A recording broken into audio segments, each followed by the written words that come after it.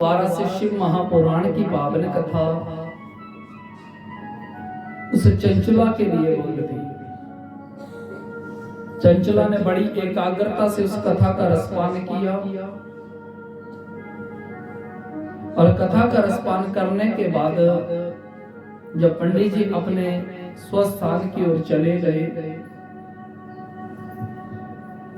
तो ये नियम बता गए थे चंचला, भाल में भस्म, कंठ में रुद्राक्ष और मुख में नमः शिवाय। नमः शिवाय मंत्र पंच अक्षरी, जपत मिटत सब कलेश भयंकरी। बोले ओम नमः शिवाय का मंत्र जाप करने से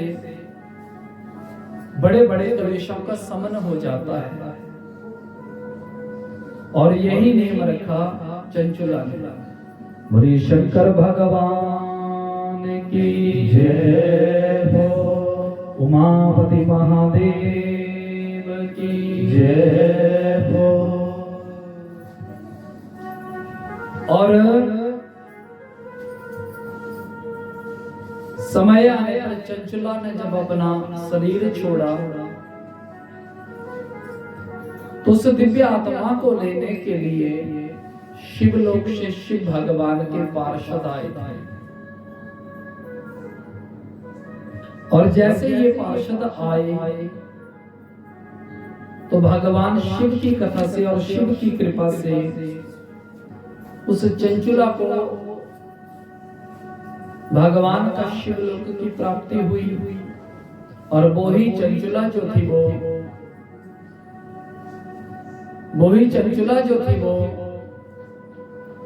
मां पार्वती की परम सखी बनकर के वहां रहने लगी। बोली शंकर भगवान की जय।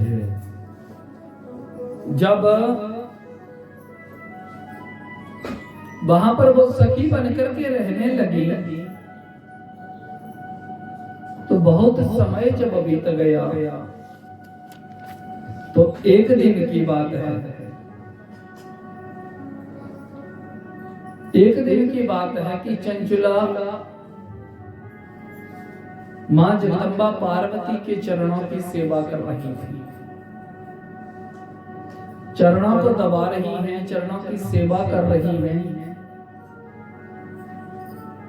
और चरणों की सेवा करते करते करते आज देखो उसको पूर्व जन्म की स्मृति आ गई। क्या कि मैंने शिव भगवान की कथा सुनी, भगवान महादेव का नाम सुना, तो आज मैंने इस परम पद को पा लिया कि मैं शिवलोक में आकर के मां जगदम्बा की सखी बन के उनकी सेवा कर रही हूं। लेकिन मेरा पति जो बिंदुक था उसने तो अपने जीवन में कोई धर्म किया ही नहीं। उस बिंदुक ने तो कोई धर्म किया नहीं और नाना प्रकार के उपद्रव कार्यों के बीच में रह करके उसने अपना जीवन नष्ट किया, तो उसकी क्या गति हुई होगी। और पूर्व जन्म के पति का जब स्मरण आया तो क्या हुआ, प्रेम पूर्णम अश्रु लोचना। तो बोले आंख का पानी मां जगदम्बा के पैर के ऊपर गिर गया और जैसे ही मां जगदम्बा के पैर के ऊपर वो पानी गिरा तो भगवती ने अपने नेत्र खोले तो क्या देखा कि चंचला रो रही थी। जब चंचला रो रही थी तो मां भगवती कहने लगी, अरे चंचला तुम शिवलोक में भी आके रो रही हो? अरे धरती के ऊपर मारिती लोक के बीच में अगर कोई ज्यादा दुखी है और बाबा भोलेनाथ की कोई शरणागति कर ले तो उसके दुख का शमन हो जाता है, लेकिन तुम तो शिवलोक में आकर के भी दुखी हो। क्या बात है, क्या तुम यहाँ खुश नहीं हो? चंचुला ने हाथ जोड़े, माँ आप क्या बात करते हैं? हे जगदम्बे, भला यहाँ आकर के कौन खुश नहीं होगा? बोले तो फिर रो क्यों रही हो? बोले माँ मैं आपसे कुछ छुपा नहीं रही, आपको स्पष्ट बता देती हूँ कि सुनिए। मम भर्ता अधुना क्व अस्ते नेव जानामि तद्गति। माँ मैं ये जानना चाहती हूँ कि मेरा जो पति था उसने नाना प्रकार के उपद्रव कार्य किया और उस गंदगी में मुझे भी धकेल दिया, लेकिन महादेव की कृपा से तो मैंने इस परम पद को पा लिया। लेकिन मेरे पति जिसने कभी भगवान का काम नहीं किया, भगवान का नाम नहीं लिया और ना नाम लिया ना काम किया, तो उसकी क्या गति हुई होगी? आप मुझे बता देंगे? माँ आप इतनी बस कृपा कर दीजिए मेरे ऊपर। जैसे ही भगवती से कहने लगी, तथैव करो कल्याणी कृपाया दीन वत्सले महादेवी महेशानी भरता में पति। माँ मेरा पति चुप कहाँ पड़ा है, कहाँ है वो आप मुझे बता सकती हैं? क्योंकि हमने तो पूर्व जन्म में बड़े सुंदर कुल में जन्म लिया था। बोलो 4 आश्रम वर्ण है ना, उनमें सबसे उच्च कुल किसको मानते हैं? ब्राह्मण। अब ब्राह्मण, क्षत्रिय, वैश्य और शूद्र, ये 4 वर्ण है ना, इसमें त्याज्य नहीं होता कोई बोले कोई ये छोटा है वो बड़ा है, अरे नहीं, ये एक दूसरे के पूरक है। ये चारों वर्णों के बिना संसार चल ही नहीं सकता। भगवान के मुख से ब्राह्मण की उत्पत्ति है, बाजुओं से क्षत्रियों की उत्पत्ति है, पेट से वैश्य की उत्पत्ति है और पैर से सेवक की उत्पत्ति है। अब सोचिए, भगवान के घर हम जाते हैं तो हम मुंह को छूते कि पैर को छूते? पैरों को छूते हैं ना, तो त्याज्य और निंदनीय नहीं है कुछ नहीं। घृणित तो कोई नहीं है, पति तो कोई नहीं है। ये तो हम लोगों की भ्रांतियां हो गई बस, और उस भ्रांति के कारण ये सब कुछ, क्योंकि कुछ राजनेताओं ने ऐसा बोल दिया, जाति के ऊपर लोगों से वोट लेने, जाति के ऊपर लोगों को लड़ाना, संप्रदाय के ऊपर लड़ाना, ये सारा ये कहां से है? इसलिए देखो, घृणित तो कोई नहीं है, सब पूजनीय और वंदनीय है, एक दूसरे के पूरक है। लेकिन उच्च क्यों मानते हैं? बोले अगर एक पैर कट जाए ना किसी का तो आदमी मर जाता है? नहीं मरता, तब भी जीते हैं ना लोग।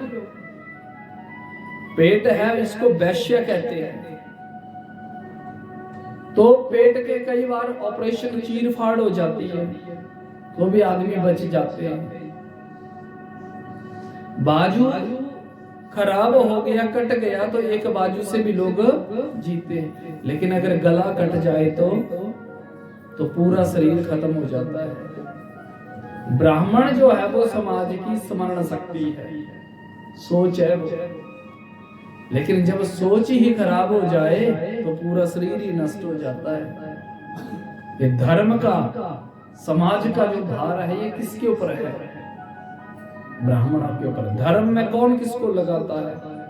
लेकिन जब ब्राह्मण कुल में जन्म ले लिया और फिर खुद पतित हो जाए, तो फिर खुद पतित हो जाए, तो सोचिए बाकी 3 वर्णों की व्यवस्था भी खराब हो जाएगी, इन 3 वर्णों की अवस्था भी खराब हो जाएगी। इसलिए चंचुला कहती है कि माँ, मेरा पति जिसने कभी धर्म में कोई भाग नहीं लिया, ना कोई धर्म का कार्य किया, आप मुझे बताएंगे? भगवती कहने लगी, ठीक है चंचुला, मैं तुमको बताऊंगा। और चंचुला ने शिवगणों को पास बुलाया, और ज्यों ही शिवगण आए तो शिवगणों ने शिवगण जैसे ही पास आए तो मां ने कहा जाओ, इस चंचुला का जो पति था बिंदु, पता करो वो कहां है। शिवगण चले गए और ढूंढते ढूंढते जब एक ऐसे स्थान के ऊपर पहुंचे,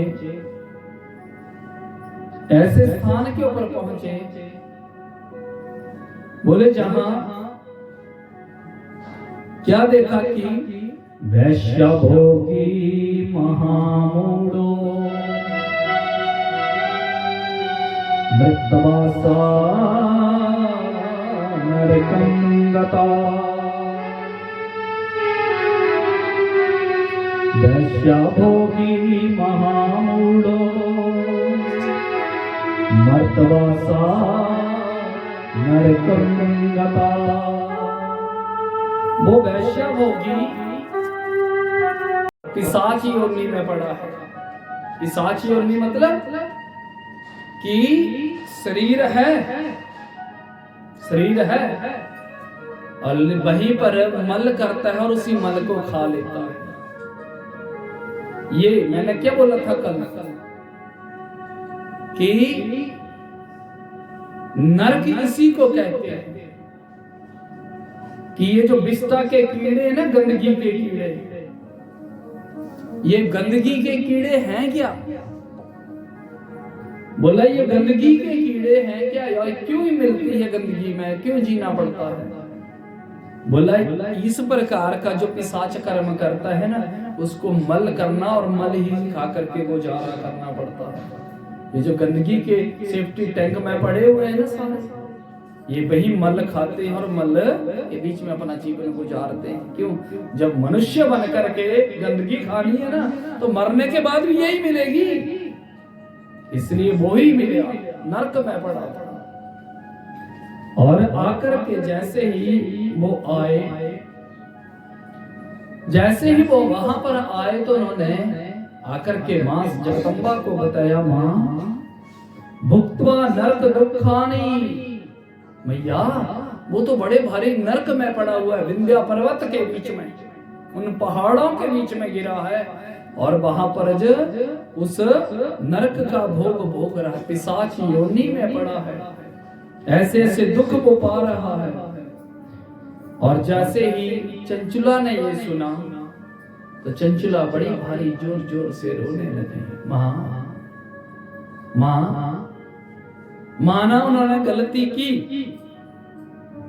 क्या उनका उद्धार नहीं हो सकता? जैसे मेरा उद्धार हुआ, क्या उनका उद्धार नहीं हो सकता?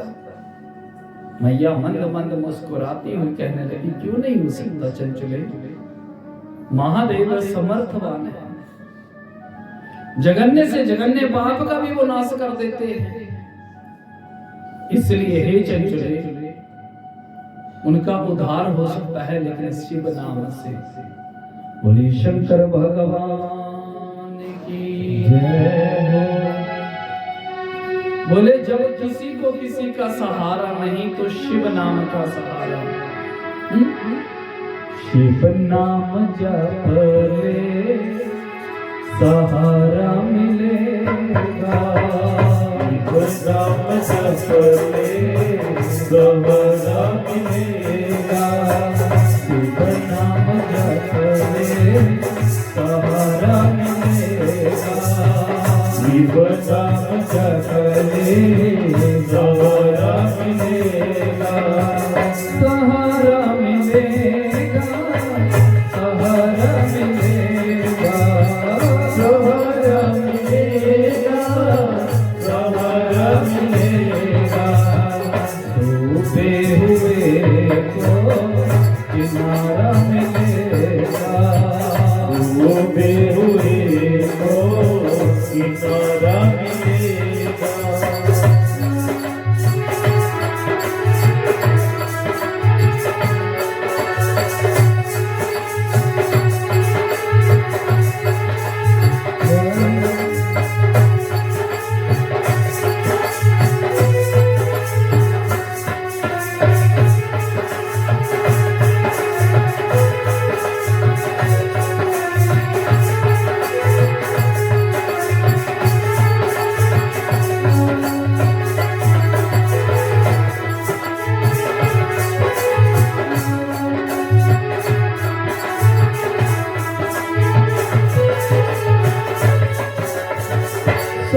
अमोलक व्यर्थ गवायो, श्वास अमोलक व्यर्थ गवायो। जो ना शिव का नाम जप पायो, जो ना शिव का नाम जप पायो।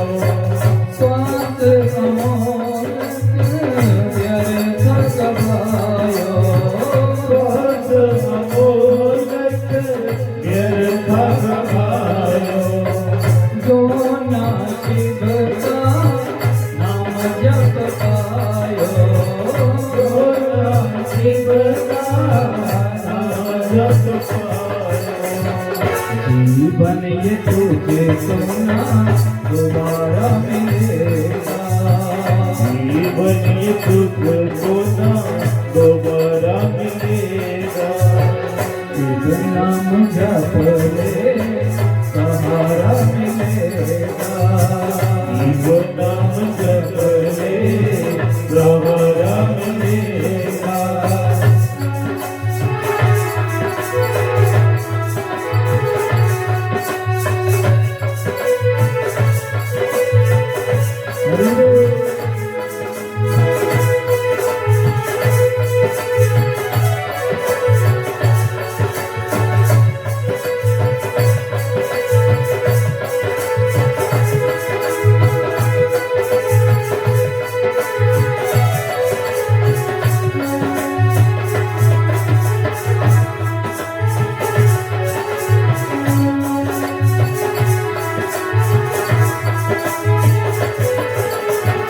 एक ही शिव का नाम है सच्चा, एक ही शिव का नाम है सच्चा।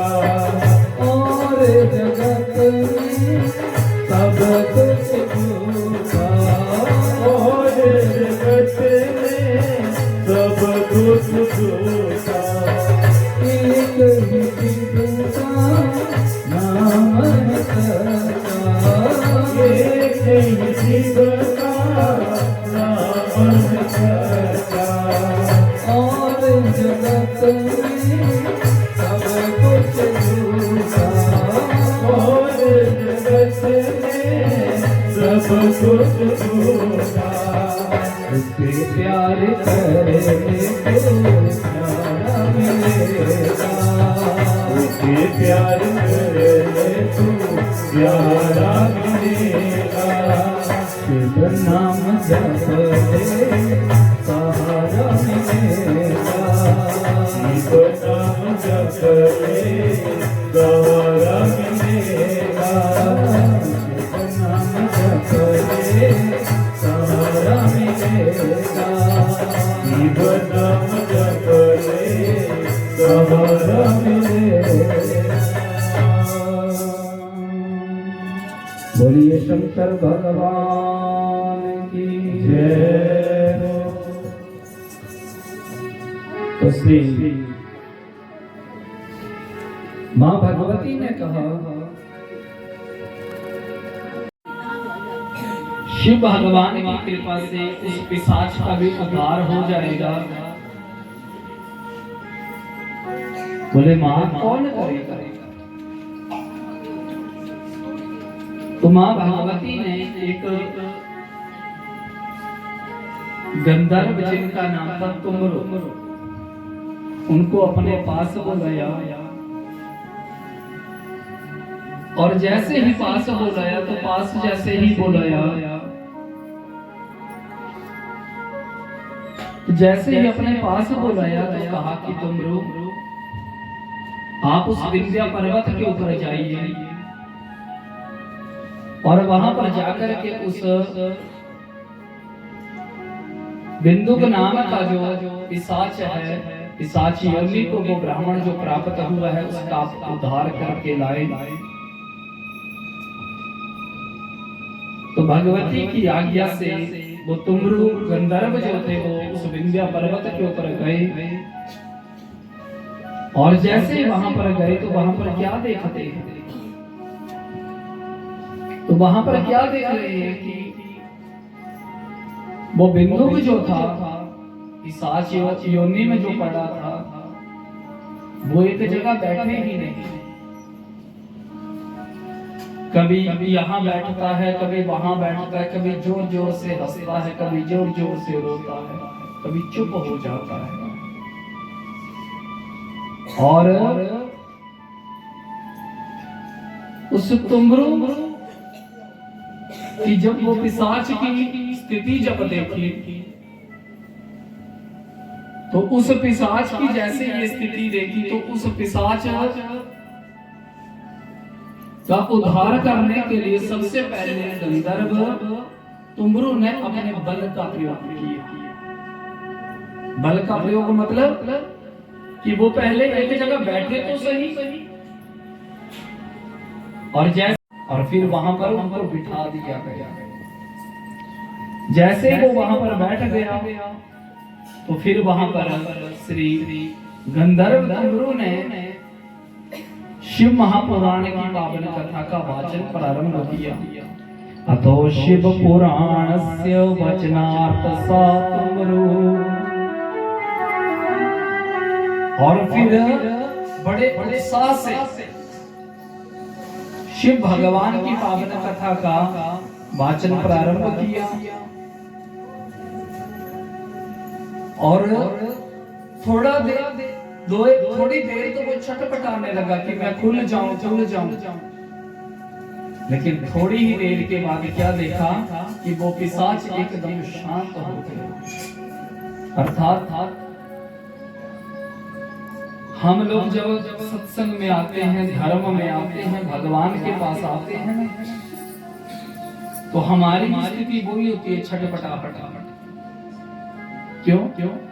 क्योंकि गृहस्थी जब भी धर्म यज्ञ के लिए मंदिर में जाता है, तो अपने साथ वो पाप भी लाता है, और पाप ही हमारी छटपटाहट है। लेकिन जब थोड़ी देर में हम बैठ जाएंगे ना, तो ये जो भगवान के नाम का रस जब प्रवाहित होगा, तो फिर अपने आप ही वो छटपटाहट भी बैठ जाएगी। और जब कथा संपन्न को होने को आती है